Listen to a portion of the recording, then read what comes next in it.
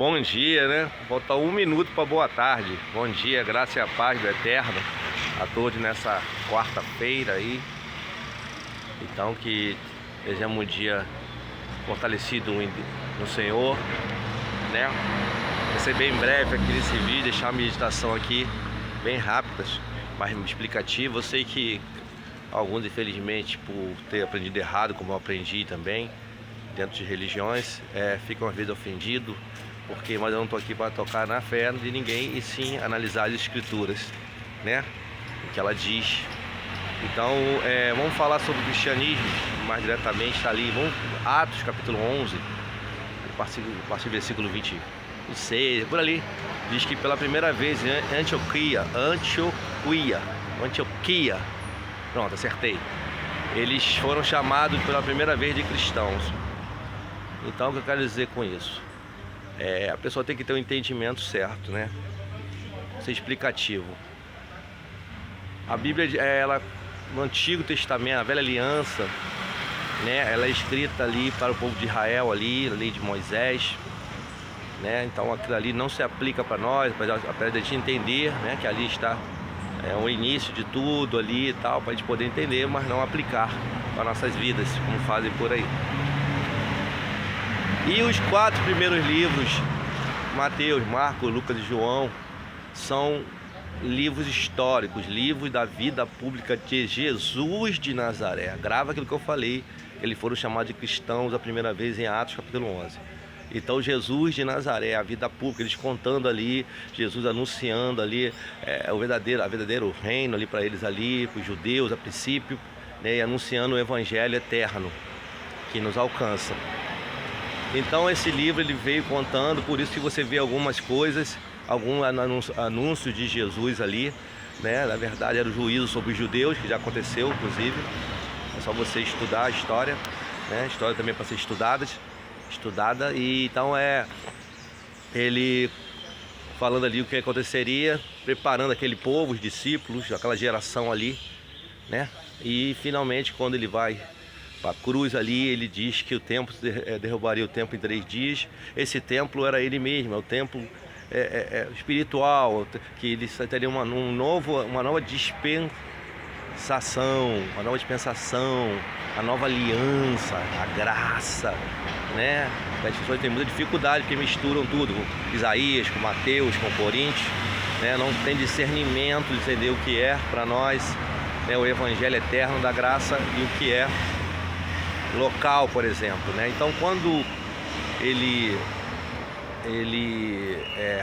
ressuscita e ele prepara aqueles homens com esse novo ministério, e na festa de Pentecostes ali começa, né, a revestir com o Espírito Santo aqueles caras, né, falarem novos, falando a língua, entendia, novos idiomas, né? As pessoas dizem aí que línguas estranhas, né? Não conseguem ler ali, tem que ler o Atos 2 que você vai entender. Não foi eu que escrevi, não. E a partir dali eles começam a ministrar Jesus Cristo. E as pessoas começam, os eleitos, a se converter a Cristo. Até que ele levanta Paulo, Atos 9, e revela o evangelho do incircuncisado, o evangelho gentílico, que foi para nós, gentios, não para os judeus. Então as cartas de Paulo, as 14 epístolas de Paulo, crendo que Hebreus foi dele, é para nós. Porém, como a carta tinha destinatários na época, ele estava resolvendo situações locais, problemas ali do local, ali na época, e as pessoas querem aplicar para hoje, um grande erro. E mesmo Paulo, quando começou o ministério dele, ele ainda fez algumas coisas judaicas, ele raspou a cabeça, ele fez voto, ele batizou as pessoas nas águas, porque ele ainda não tinha, ele estava num processo, e quando ele teve a revelação do terceiro céu, do trono da graça, né, aí sim ele começou a entender abertamente o evangelho da graça e parou com essas coisas judaicas, legalistas, né, porque ele estava num processo, como nós estamos, como hoje eu estou também. Eu já falei coisas há anos que hoje eu falo totalmente ao contrário, porque eu aprendi errado, né? E eu era um papagaio que ia repetindo. Inclusive aqui, só para terminar, eu quero deixar uma coisa muito interessante, né? Eles foram chamados de cristãos, e não evangélico, católico, espírita, foram chamados de cristãos. Porque as pessoas confundem muitas coisas. Quando eu era jovenzinho, até meus 20 anos, tá barulho aqui, sempre conhece um barulho. Até meus 20 anos, a gente tinha que ser católico. Beber na água, senão era pagão, catecismo, comunhão, né? Aquelas coisas ali da religião. Nada contra os católicos, tá? Só tô falando aqui a minha experiência. Tem amigos católicos maravilhosos. Mas eu tinha que ser católico, senão era um pagão, senão, né, ia ter um purgatório, aquelas coisas. Depois, a religião evangélica cresceu muito no Brasil. Cresceu muito no Brasil. E a partir dali, dos 20 anos, você tem que ser evangélico, senão você vai pro inferno lá, queimar lá. A carne não queima em lugar nenhum, né? A carne vai para a terra e o espírito volta com o Senhor. Os eleitos são eternos com Ele. Se você não for da religião evangélica, nada contra os evangélicos, tem amigos maravilhosos evangélicos, mas se você não for do templo evangélico e não fizer aqueles rituais lá, inclusive do judaísmo lá, aqueles rituais judaicos, aquela monte da lei de Moisés, você também vai, você é do capeta, você é do demônio, entendeu? Um grande equívoco também. Então isso aí é por causa de que falta de discernimento distorce o entendimento, a revelação da palavra, da graça.